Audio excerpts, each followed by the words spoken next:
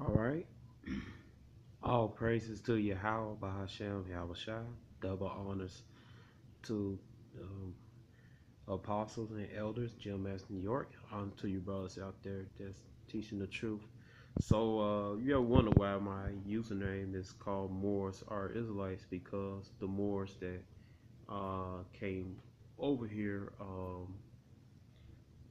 were the first slaves in of um,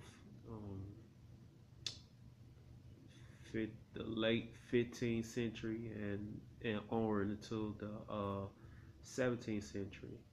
All right, they came from first batch had came from Spain to Portugal. All right, beginning of the late 15th century, and then some of them were refugees of the Spanish Inquisition who fled to West Africa, and later on in the 17th century, that'd be the 1600s. They was carried along with their Israelite brethren who they fled among to West Africa to get away from the Spanish and Portuguese Inquisition. So, like I said, like the El Tahar, who also apostle, he always say that he proved that Moor is not a nationality, and it's not, man. You know, and you could look up the beginning of all these nations, man. Biblically, in Genesis chapter 10, man. All right, and then you go to Genesis chapter 11. It explains on Israel bloodline through Shem, man. And Shem was also the ancestor of Moab, man. But we're not Moabites. All right, we're Israelites, man. All right, from the seed of Jacob, who named Israel, man. You know, um, and your nationality go by your father, man. That's in number 116, man. All right, and so just letting you don't see the word more in these scriptures, man. All right, as listed as nations, man. All right, so that's just a lie. That's impossible, man. All right, more is just a bad word, man. All right, that's all it is.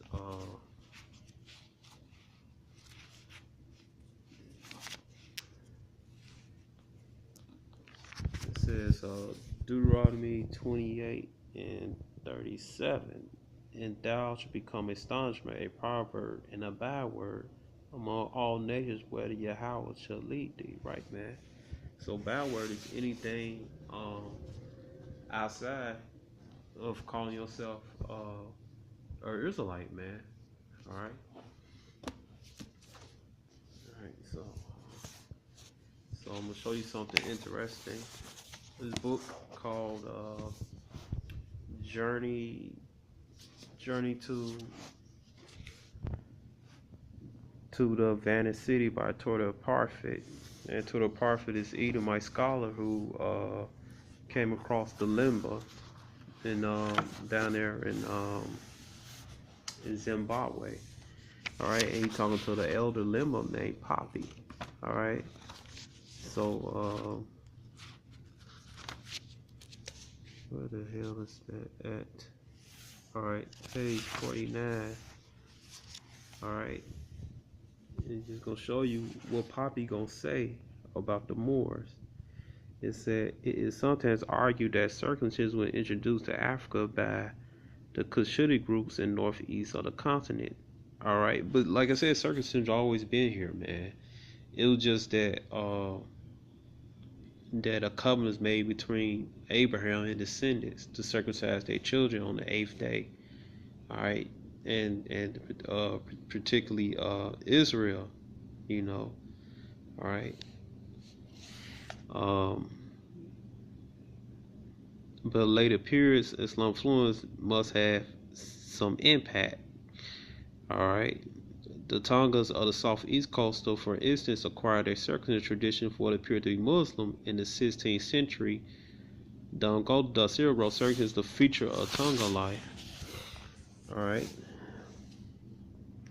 Which they say was left by them by a distinguished Moor who came to their country a time ago.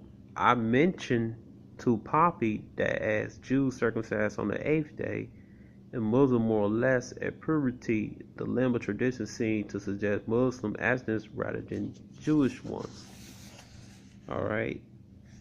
And so, alright, this is what Pophi said. Elder Pophi said, no. And Pophi, he knew it all, man. He knew what he knew back then, what was allowed by the Most High, but he knew his history.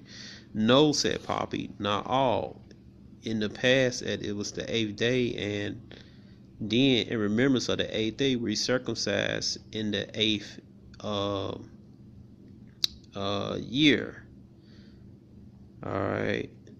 So they going off a little bit, but it says then the influence of other tribes initiate rites became very great. We started doing it wherever there was enough boys to make up a group big enough for initiation school.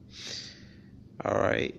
I told Pophi what I knew the tongue tradition of the Moor who may influence it, pursuing his lips and spacing his words carefully as he was talking to a child. He said the Lemba were once Moors.